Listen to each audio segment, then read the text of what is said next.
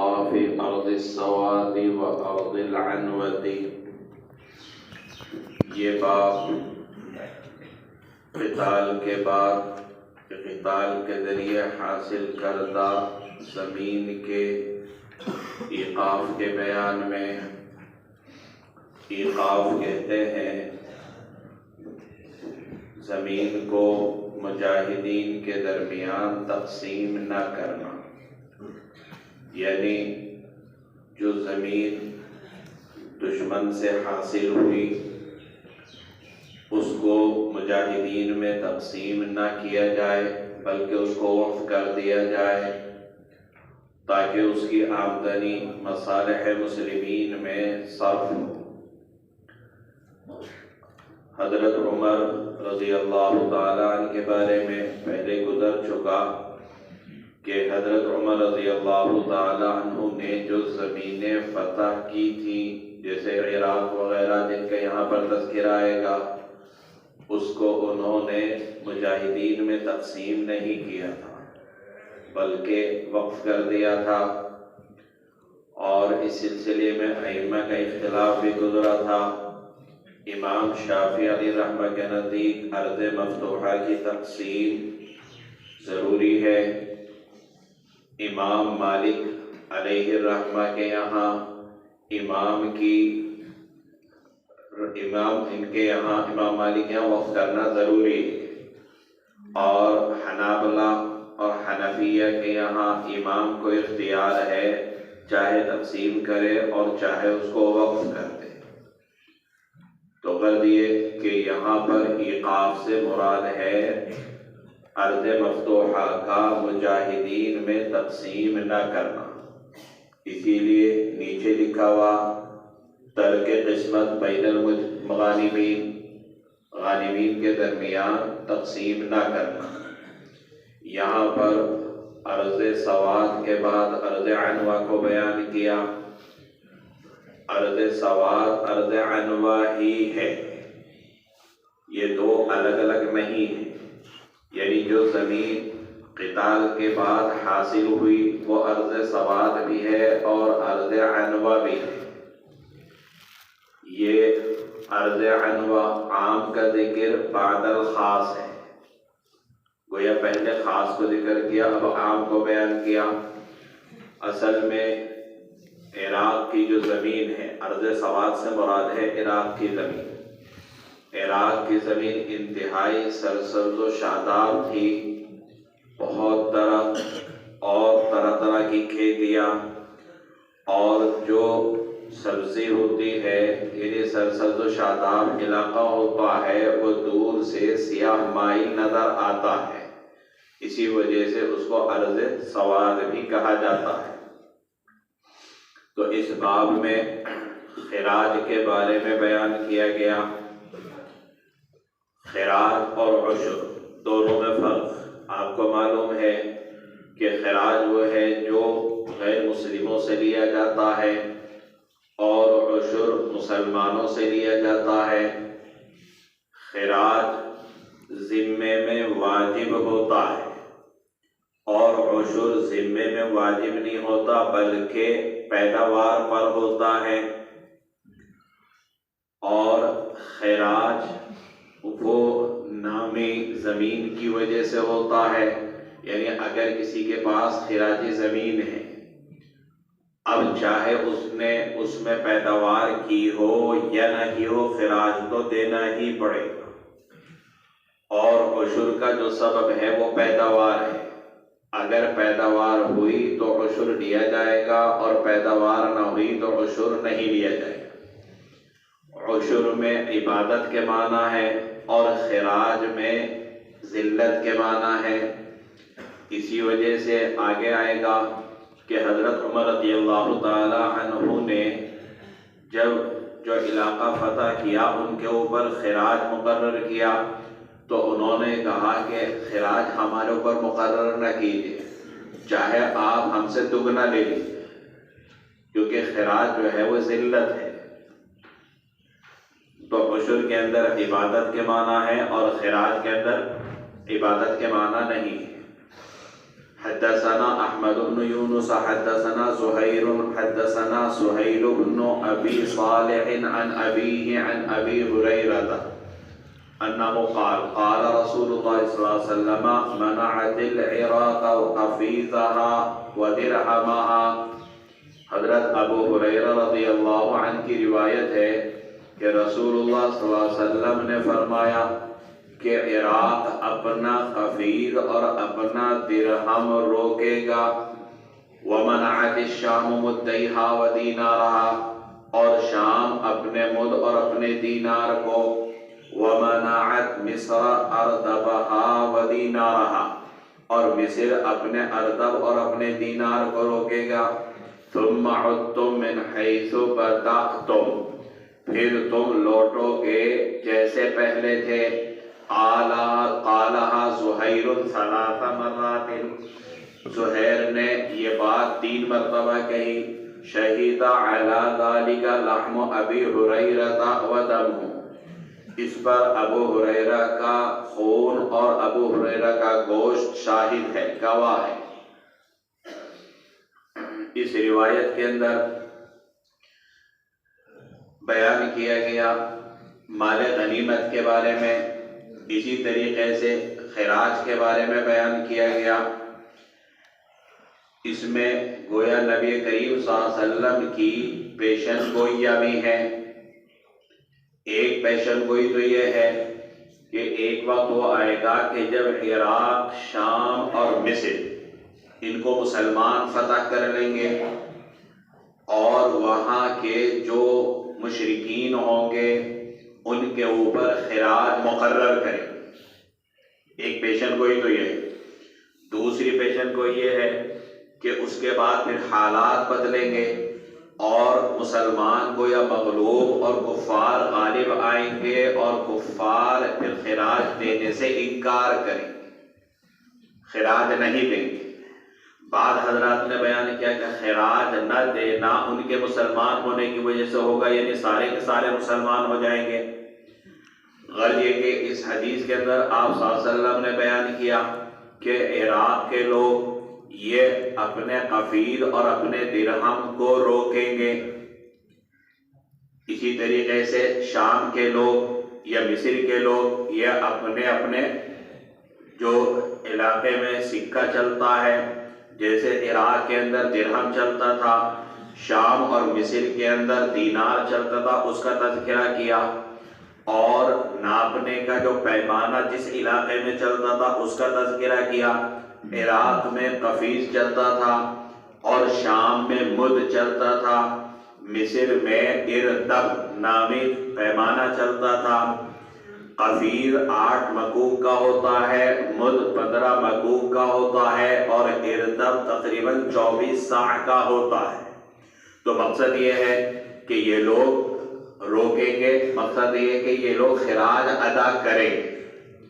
تو اس سے معلوم ہوتا ہے کہ مسلمانوں کا ان علاقوں پر غلبہ ہوگا اور جو غیر مسلم ہوں گے وہ خراج ادا کریں گے. خراج کس کے اوپر ہوتا ہے؟ اس کے بارے میں حنابلہ اور شافعیہ وہ یہ کہتے ہیں کہ صرف اہل کتاب پر ہوتا ہے، اور امام ابو حنیفہ اور امام مالک کہتے ہیں کہ اہل کتاب کے علاوہ مشرکین کے اوپر بھی خراج لازم ہوتا ہے.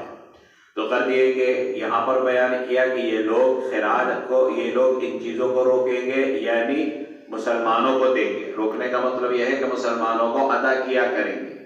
تو قفیر یا درہم جو عراق میں چلتا تھا وہ اس کے ذریعے خراج ادا کریں گے. ایسے ہی شام میں جو پیمانہ چلتا تھا، جو سکہ چلتا تھا، یا مصر میں وہ یہ ادا کریں گے. ثم عدتم من حیث بدأتم، پھر تمہاری حالت پہلے جیسی ہو جائے گی. اس سے اس حدیث کی طرف اشارہ ہے کہ اسلام غریب پیدا ہوا، ابتدا میں بھی غریب تھا، یعنی بہت ہی کم لوگ اس کے ماننے والے تھے، مغلوب تھا. اور ایک آخری جو زمانہ آئے گا وہ اس کے اندر بھی پھر ایسا ہی ہو جائے گا. تو گویا اس جملے سے اس کی طرف اشارہ ہوا. زہیر جو راوی ہیں انہوں نے یہ جملہ 3 مرتبہ کہا. اب یہ حدیث حضرت ابو ہریرہ نے حضور صلی اللہ علیہ وسلم سے سنی، اس کے اوپر یقین دلانے کے لیے کہتے ہیں شہید علی ذالک لحم ابی ہریرہ و دمہ، اس حدیث کے حضور صلی اللہ علیہ وسلم سے سننے پر ابو ہریرہ کا خون اور گوشت گواہی دیتا ہے۔ یہ ایسے ہی جیسا ہمارے اردو میں بولا جاتا ہے کہ میرا رواں رواں اس کے اوپر گواہی دیتا ہے۔ تو مقصد یہ ہے کہ حضرت ابو ہریرہ یقین دلاتے ہیں کہ یہ بات میں نے حضور اکرم صلی اللہ علیہ وسلم سے ہی سنی۔ حدثنا احمد بن حنبل حدثنا عبد الرزاق حدثنا معمر عن حمام بن منبه قال هذا ما حدثنا ابو هريرة عن رسول الله صلى الله عليه وسلم وقال رسول الله صلى الله عليه وسلم ايما قرية اتيتموها واقمتم فيها فسهمكم فيها وايما قرية عصمت الله ورسوله فان خمسها لله ورسوله ثم هي لكم۔ حضرت ابو ہریرہ رضی اللہ تعالی عنہ روایت کرتے ہیں رسول اللہ صلی اللہ علیہ وسلم نے فرمایا جس بستی میں تم پہنچو اور اس میں ٹھہرو تو اس میں تمہارا حصہ ہوگا، اور جس بستی والے اللہ اور اس کے رسول کی نافرمانی کریں تو اللہ اور اس کے رسول کے لیے اس کا خمس ہوگا، ثم ہی لکم، پھر جو ما بقیہ ہے وہ تمہارے لیے ہوگا۔ اس روایت کے اندر مال فے اور مال غنیمت دونوں کے بارے میں بیان کیا گیا، اس طریقے پر کہ حضرت ابو ہریرہ رضی اللہ عنہ کہتے ہیں کہ تم جس بستی میں پہنچو اور پھر وہیں پر تم اقامت اختیار کر لو، یعنی وہ بستی بغیر جنگ کے تمہیں حاصل ہو جائے، لڑائی کی نوبت نہ آئے، فسہمکم فیہا، تو چونکہ جو بھی مال یا زمین حاصل ہوگی وہ مال فے ہے، اور مال فے کی وجہ سے صرف مجاہدین کا حصہ نہیں ہوتا بلکہ ہر مسلمان کا اس میں سے حصہ ہوتا ہے، تو اسی لیے بیان کیا فسہمکم فیہا، تو اس میں تمہارا بھی حصہ ہے، یعنی اس کا مطلب یہ ہے کہ اور مسلمانوں کا بھی حصہ ہے، تو یہ تو مال فے کا حکم ہوا۔ اور آگے مال غنیمت کے بارے میں بیان کیا کہ اگر کسی بستی والے اللہ اور اس کے رسول کی نافرمانی کرے اور پھر لڑائی کی نوبت آئے اور پھر تم اس علاقے کو فتح کرو تو اب کل مال غنیمت میں سے پہلے خمس نکالا جائے گا اور باقی 4 حصے ہوں گے، ثم ہی لکم، تو وہ تمہارے لیے ہوں گے۔ تو گویا اس میں مال فے کا بھی حکم بیان کیا اور مال غنیمت کا بھی حکم بیان کیا۔ یہاں اس باب کے اندر جو 2 روایتیں ہیں اس میں پہلے مال فے کا حکم بیان کیا اور اس دوسری روایت میں مال فے اور مال غنیمت دونوں کا حکم بیان کیا۔ اس سے گویا اس طرف اشارہ ملتا ہے کہ ارض مفتوحہ کی تقسیم لازم اور ضروری نہیں ہے، جیسے کہ حنفیہ اور حنابلہ کہتے ہیں، اور ابو داؤد جو کہ حنبلی المسلک ہیں، تو اسی وجہ سے وہ یہ روایت لائے جس سے معلوم ہوتا ہے کہ ارض مفتوحہ کی تقسیم ضروری نہیں ہے۔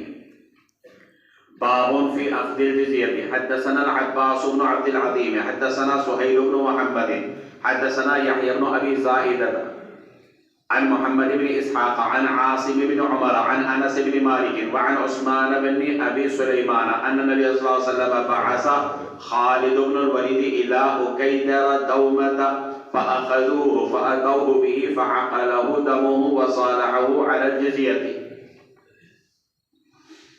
اس سے پہلے والی جو روایت گزری ہے حدثنا احمد بن حنبل حدثنا عبد الرزاق حدثنا معمر عن حمام بن منبہ، یہ حدیث حمام ابن منبہ کے صحیفے سے لی گئی ہے۔ حمام ابن منبہ کی جو ایک ڈائری تھی اس میں تقریباً 139 روایتیں اور اس میں ساری کی ساری روایتیں ایک ہی سند کے ساتھ ہیں، اور وہ سند کیا ہے جو یہاں پر بیان کی؟ عبد الرزاق عن معمر عن حمام ابن منبہ۔ اسی وجہ سے اس صحیفہ حمام ابن منبہ میں صرف پہلی روایت کے ساتھ کوئی سند کو بیان کیا گیا، بقیہ روایات بغیر سند کے بیان کی گئی، اور یہ جو سند عبد الرزاق معمر عن حمام ابن منبہ ہے اس صحیفہ ابن حمام میں صرف پہلی روایت کے اندر بیان کیا گیا، اور اس میں سے اکثر روایات امام احمد ابن حنبل نے عبد الرزاق سے لی. کوئی عبد الرزاق کے شاگرد ہے احمد ابن حنبل، اور امام ابو داؤد یہ شاگرد ہے احمد ابن حنبل کے. بخاری اور مسلم کے اندر بھی یہ روایات موجود ہے. بخاری کے مقابلے میں مسلم کے اندر حمام ابن منبہ کے صحیفے کی روایات زیادہ ہیں، اور مسلم کے اندر محمد ابن رافع عن عبد الرزاق اور احمد ابن حنبل عن عبد الرزاق دونوں طرح سے روایتیں بیان کی گئی ہیں. تو غزی کی جو روایت ہے یہ صحیفہ حمام ابن منبہ کی روایت میں سے ہے. باب فی اخذ الجزیہ، یہ باب ہے جزیہ کے بیان میں. جزیہ یعنی دارالاسلام میں جو ذمہ رہنے والے ہیں ان سے جو ٹیکس لیا جاتا ہے، جان کا ٹیکس، اس کو جزیہ کہا جاتا ہے.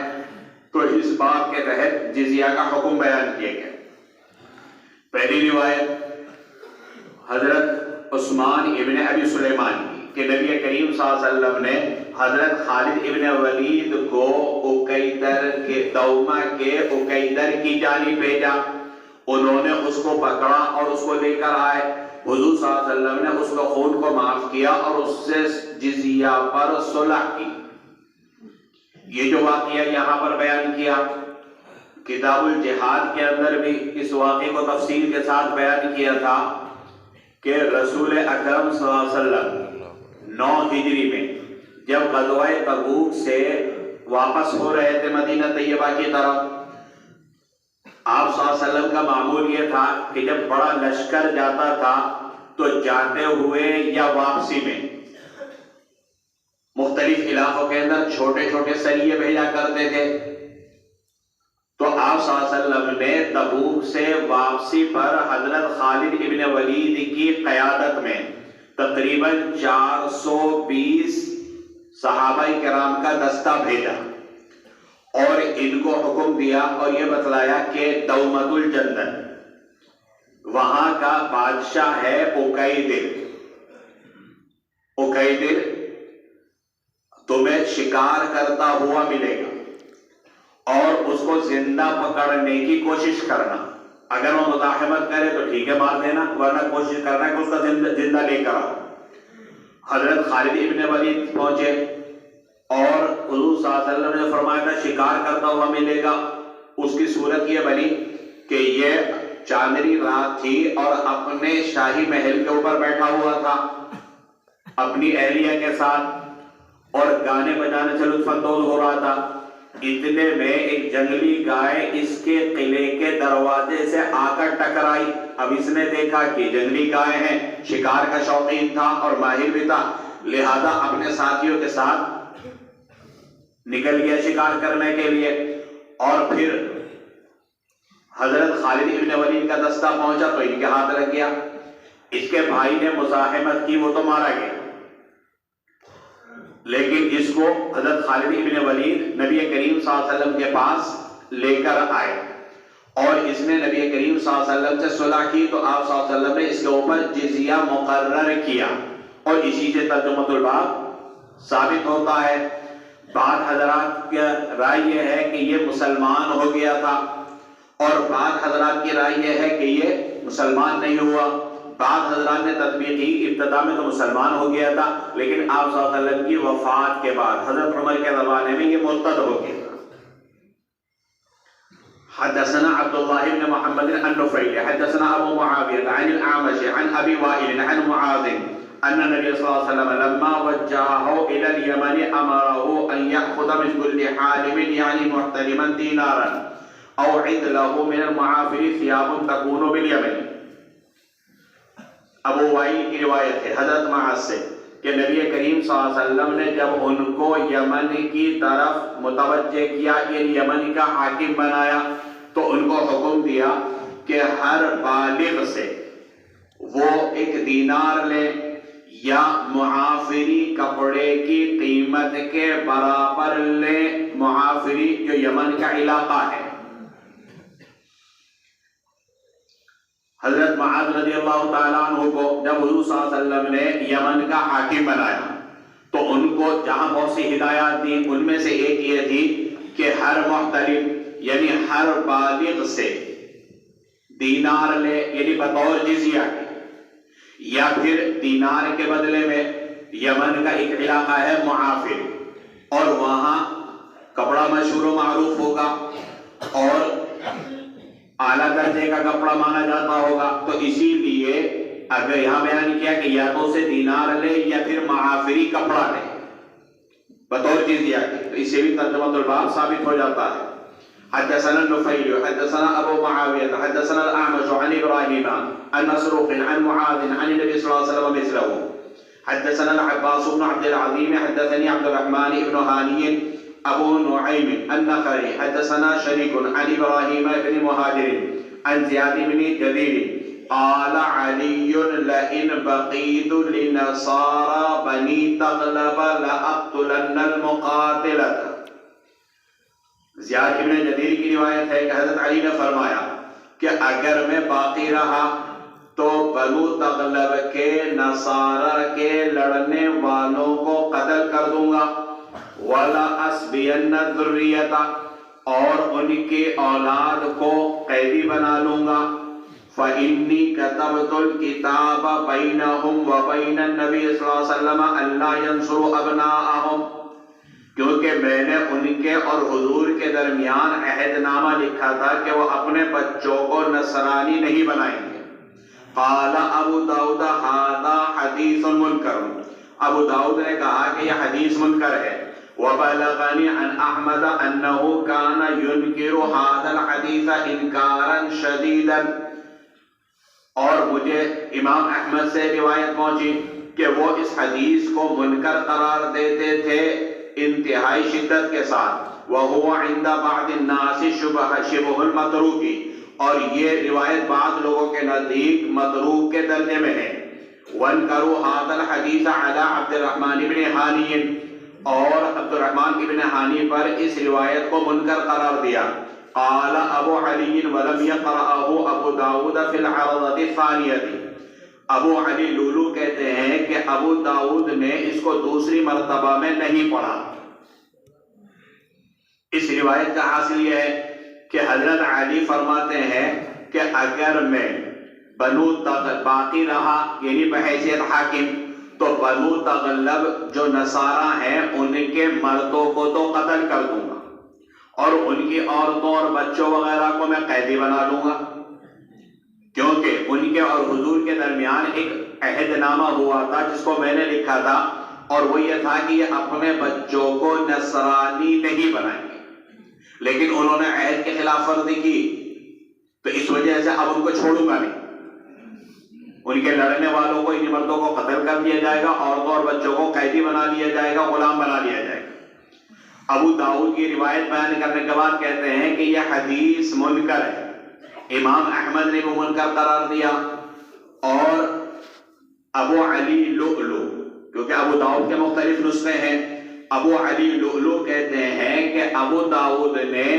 اپنی سنن کی قرات کے وقت پہلی مرتبہ تو اس روایت کو پڑھا تھا لیکن دوسری مرتبہ نہیں پڑھا، تو اس سے معلوم ہوتا ہے کہ ابو داؤد نے اس کو گویا اپنی مسند سے اپنی سنن سے نکال دیا، اسی وجہ سے دوسری مرتبہ اس کو نہیں پڑھا۔ یہاں پر جو واقعہ بیان کیا کہ حضرت علی کہتے ہیں کہ بنو تغلب اور حضور صلی اللہ علیہ وسلم کے درمیان معاہدہ ہوا تھا کہ وہ اپنے بچوں کو نصرانی نہیں بنائیں گے، واقعہ تو ہوا تھا لیکن حضور اکرم صلی اللہ علیہ وسلم کے زمانے میں نہیں، نہ حضور صلی اللہ علیہ وسلم کے ساتھ ان کا کوئی معاہدہ ہوا تھا، بلکہ حضرت عمر رضی اللہ تعالی عنہ کے زمانے میں یہ واقعہ پیش آیا، اور حضرت عمر رضی اللہ تعالی عنہ نے ان سے یہ عہد کیا تھا،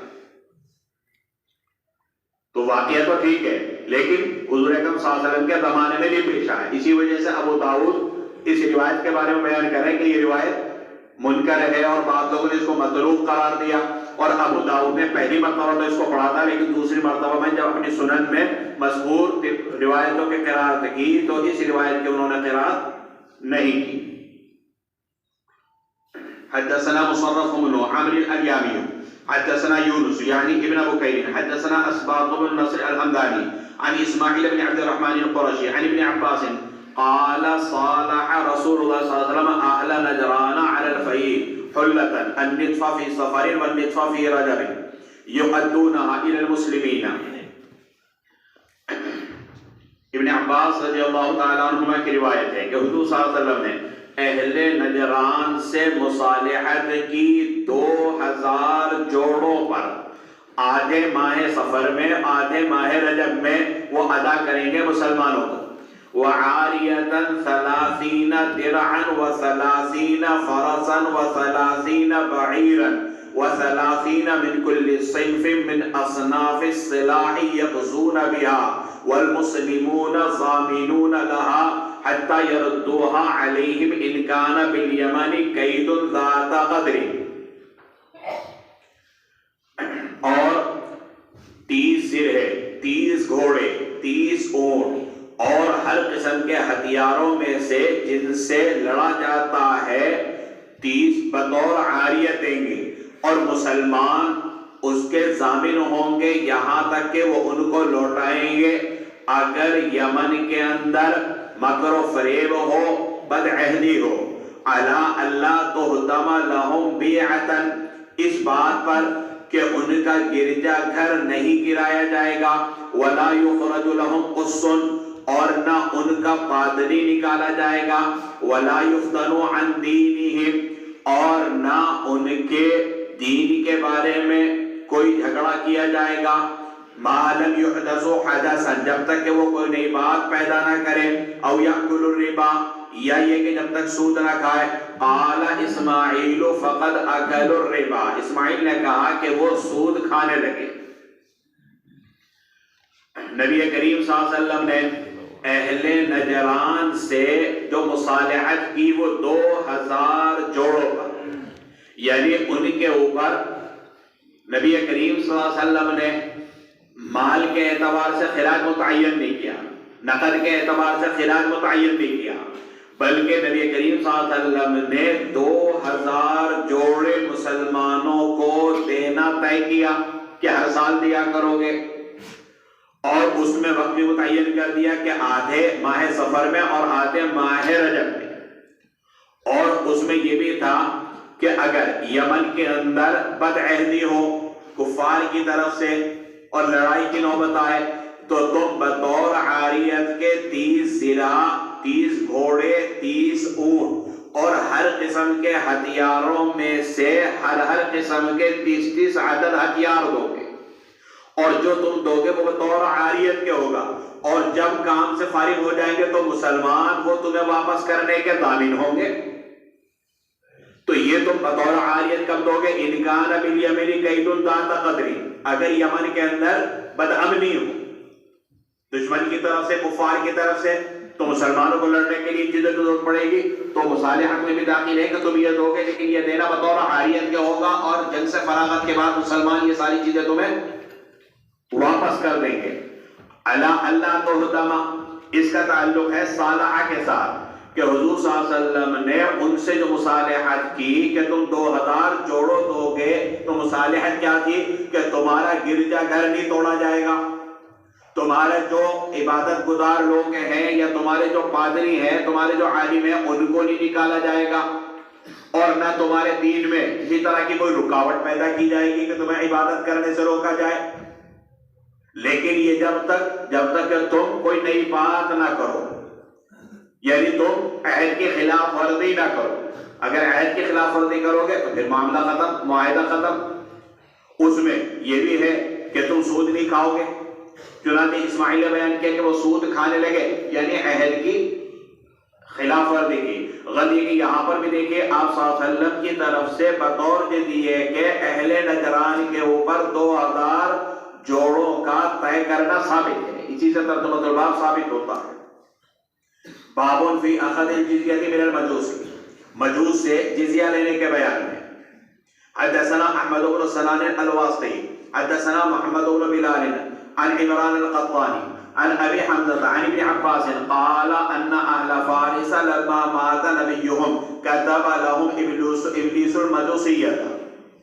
ابن عباس کی روایت ہے، فرماتے ہیں کہ اہل فارس کے جب نبی کا انتقال ہو گیا تو شیطان نے ان کے لیے آگ پرستی کو متعین کر دیا.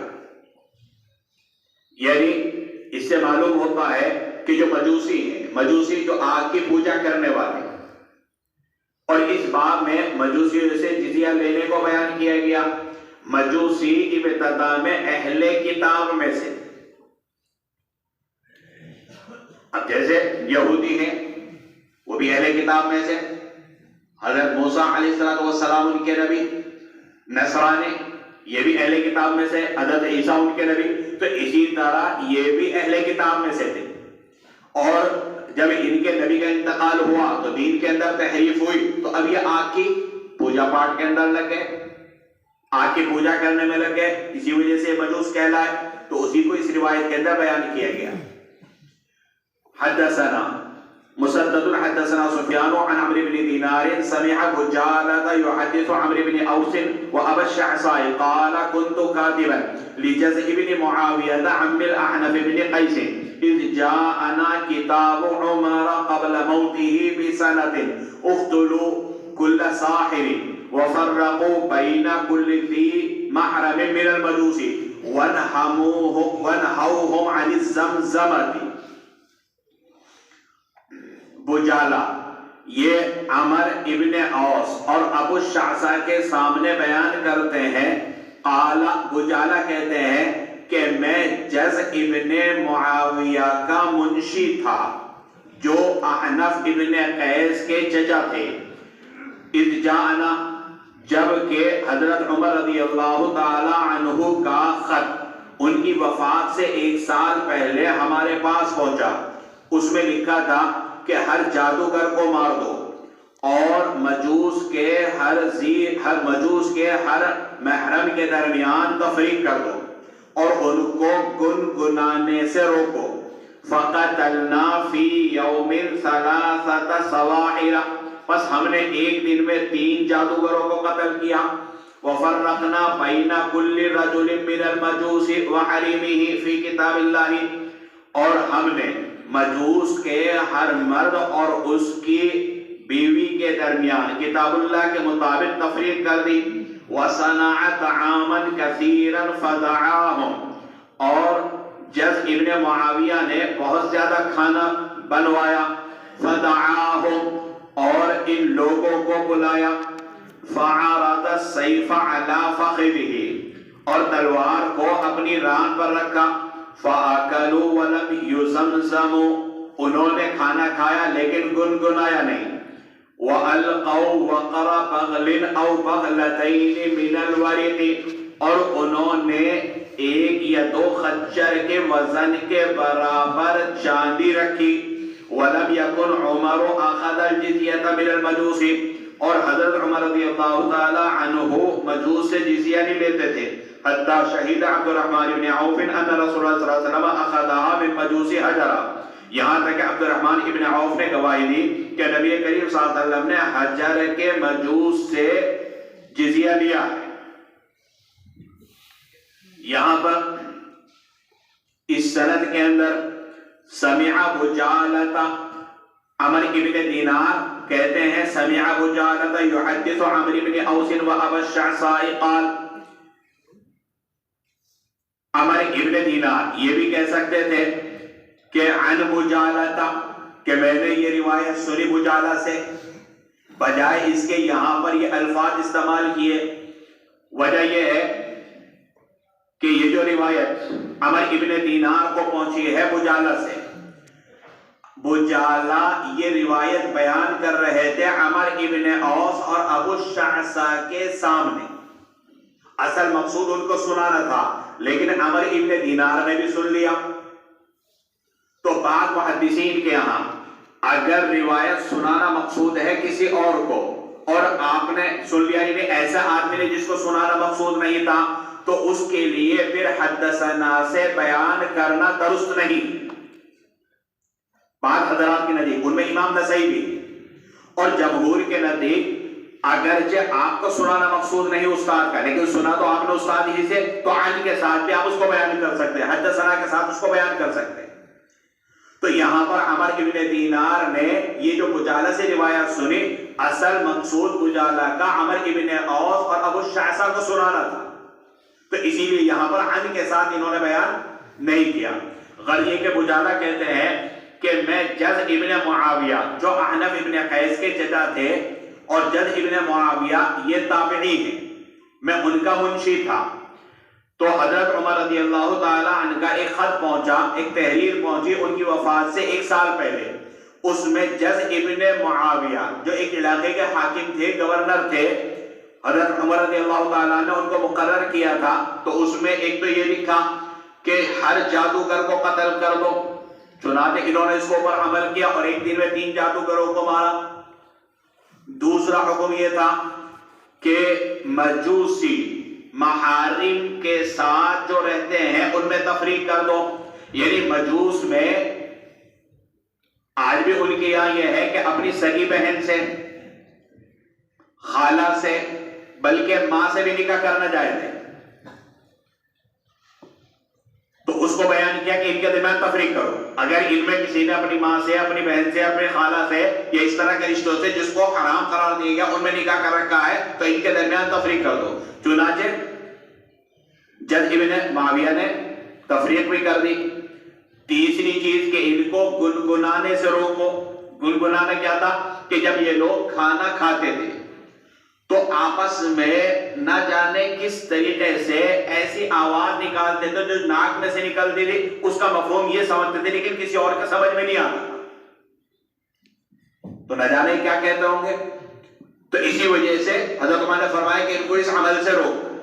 اس کے لیے جد ابن معاویہ نے یہ کیا کہ سارے دورے والوں کی دعوت کی اور بریانی بنوائی، اور بریانی بنوا کر اپنے ران پر تلوار رکھی کہ دیکھتا ہوں کون سے میں گنگناتا ہے، جو بھی گنگنائے گا سیدھا مدوز میں، تنور میں۔ اب ان میں سے کوئی بھی نہیں گنگنایا، تو اس طریقے سے ایک تدبیر کی۔ انہوں نے حضرت عمر رضی اللہ تعالی عنہ کو مال پیش کیا، اتنے عادی ہو چکے تھے، نہ جانے کیا پیغام دیتے ہوں ایک دوسرے کو کہ ایک خچر یا 2 خچر کے وزن کے برابر انہوں نے جو سکہ چلتا ہوگا اتنے سکے دینے چاہے، حضرت عمر نے نہیں دیا، لیکن بہرحال حضرت عمر رضی اللہ تعالیٰ عنہ نے ان کے اوپر جزیہ ابتدا میں مقرر نہیں کیا تھا۔ حضرت عبد الرحمن ابن عوف نے پھر حضرت عمر رضی اللہ تعالیٰ عنہ کو بتلایا کہ حضور صلی اللہ علیہ وسلم نے ان کے بارے میں فرمایا کہ مجوس کے ساتھ اہل کتاب کا سمام نہ کرو، اور اہل کتاب پر جزیہ مقرر کیا جاتا ہے تو مجوس کے اوپر بھی جزیہ مقرر کیا جائے۔ تو غرض یہ کہ ابتدا میں حضرت عمر رضی اللہ تعالیٰ عنہ ان کے اوپر جزیہ مقرر نہیں کرتے تھے، لیکن حضرت عبد الرحمن ابن عوف کی گواہی دینے کے بعد حضرت عمر نے ان کے اوپر بھی جزیہ مقرر کیا۔ اسی سے ترجمۃ الباب ثابت ہو جاتا ہے کہ مجوس سے جزیہ لینا۔ حدثنا محمد بن مسکین الیمامی حدثنا یحیی بن حسان حدثنا هشيم اخبرنا داود بن ابي هند عن بشير بن عمرو عن مجالة بن عبدة عن عباس قال جاء رجل من الاسوديين من اهل البحرين وهم مجوس اهل حجر الى رسول الله صلى الله عليه وسلم فمكث عنده ثم خرج فسألته ما قضى الله ورسوله فيكم قال شر قلت ما قال الاسلام او القتل۔ حضرت عباس رضی اللہ تعالیٰ عنہ کی روایت ہے کہ ایک شخص اسبزیین میں سے اہل بحرین یعنی حجر کے رہنے والے مجوسی میں، حجر یہ بحرین کے علاقے کا نام ہے، حجر کے رہنے والے بحرینی مجوسی میں سے قبیلہ اسبزی میں سے ایک شخص آیا حضور صلی اللہ علیہ وسلم کے پاس، تھوڑی دیر آپ کے پاس ٹھہرا، پھر نکلا۔ میں نے پوچھا کہ اللہ اس کے رسول نے تمہارے بارے میں کیا فیصلہ کیا؟ کہنے لگا برا فیصلہ۔ قلت ما، میں نے کہا چپ، اسکت کے معنی میں خاموش رہے۔ اب اس نے کہا الاسلام او القتل، کہ حضور صلی اللہ علیہ وسلم نے فرمایا کہ یا تو مسلمان ہو جاؤ ورنہ قتل کے لیے تیار ہو جاؤ۔ قال، وقال عبد الرحمن ابن عوف قبل منهم الجزیہ. راوی کہتے ہیں کہ حضرت عبد الرحمن ابن عوف نے کہا کہ حضور صلی اللہ علیہ وسلم نے ان سے جزیہ لیا. قال ابن عباس فاخذ الناس بقول عبد الرحمن. ابن عباس کہتے ہیں کہ لوگوں نے عبد الرحمن کے قول کو اختیار کیا. وترکوا ما سمعت انا من الاسودی، اور اسودی سے میں نے جو سنا اس کو چھوڑ دیا. اس روایت کا حاصل یہ ہے کہ بجالہ ابن عبدہ کہتے ہیں، حضرت عباس سے روایت ہے کہ ایک شخص جو بحرین کا رہنے والا تھا، اور بحرین کا علاقہ حجر وہاں کا رہنے والا تھا، اور اسبزی تھا. اسبزی یہ کہلاتے ہیں گھوڑے کی پرستش کرنے والا. اسبزیین گھوڑے کی پوجا کرنے والے. یہ اصل میں معرب ہے اسب، الف سین پا کا، جس کے معنی آتے ہیں ان کی زبان میں گھوڑے، فارسی زبان میں. تو اسبزی گھوڑے کی پوجا کرنے والا. تو غل یہ کہ یہ حضور صلی اللہ علیہ وسلم کے پاس آیا اور تھوڑی دیر آپ کے پاس بیٹھا، پھر نکلا. تو حضرت ابن عباس نے اس سے پوچھا بھئی کیا ہوا؟ کہنے کا بہت برا ہوا. تو انہوں نے فوراً دھمکی دی کہ خاموش ہے، زبان سے کوئی الٹی سیدھی بات نہ نکال دینا. تو اب اس نے بتایا کہ حضور نے دو ہی بات بتائی ہے کہ بھیا تو مسلمان ہو جاؤ ورنہ قتل کے لیے تیار ہو جاؤ. گویا جس میں جزیہ کا ذکر نہیں، مجوس سے جزیہ لینے کا ذکر نہیں ہے. عبد الرحمن ابن عوف کی روایت میں یہ ہے کہ حضور صلی اللہ علیہ وسلم نے ان سے جزیہ لیا. اس روایت سے معلوم ہوتا ہے کہ جزیہ کا تذکرہ نہیں، لیکن عبد الرحمن ابن عوف نے اس بات کی گواہی دی، جیسا کہ ماقبل کی روایت میں بھی ہے کہ حضور صلی اللہ علیہ وسلم نے جزیہ لیا ہے. تو ابن عباس کہتے ہیں کہ لوگوں نے میرے قول کو تو چھوڑ دیا جو میں نے اسودی سے بیان کیا، کیونکہ اسودی مجوسی تھا، کافر تھا. وہ کہہ رہا ہے کہ حضور نے بس دو ہی بات فرمائی، یا تو اسلام یا قتل، جزیہ کا کوئی ذکر نہیں. اور عبد الرحمن ابن عوف کہہ رہے ہیں کہ نہیں، حضور صلی اللہ علیہ وسلم نے جزیہ قبول کیا ہے. تو عبد الرحمن ابن عوف کے قول کو علماء نے لے لیا اور میرے قول کو ترک کر دیا. کیوں؟ اس لیے کہ ابن عباس کا جو قول ہے وہ براہ راست حضور سے نہیں ہے، وہ تو ایک مجوسی سے انہوں نے سنا، اور مجوسی کہہ رہا میں نے حضور سے سنا، تو ظاہر بات ہے اس کی بات ناقابل اعتبار ہے. اور عبد الرحمن ابن عوف نے براہ راست حضور صلی اللہ علیہ وسلم سے سنا یا حضور صلی اللہ علیہ وسلم کو دیکھا عمل کرتے ہوئے. تو عبد الرحمن ابن عوف کی بات کیونکہ عشرہ مبشرہ میں سے ہے وہ زیادہ مشہور ہے. اور یہ جو روایت ہے، جیسے رسالوں اور اخبارات میں بہت سے معمے آتے ہیں، یہ روایت جو معمہ میں سے ایک ہے کہ اگر کوئی سوال کرے کہ ایسی کون سی روایت ہے کہ جس میں صحابی نے کسی مجوسی سے اور مجوسی نے حضور سے روایت بیان کی، وہ یہ روایت ہے. کیونکہ حضرت ابن عباس نے کس سے بیان کی؟ اسودی سے، اور اسودی نے حضور سے، کہ حضور نے کیا فرمایا؟ الاسلام اب القتل.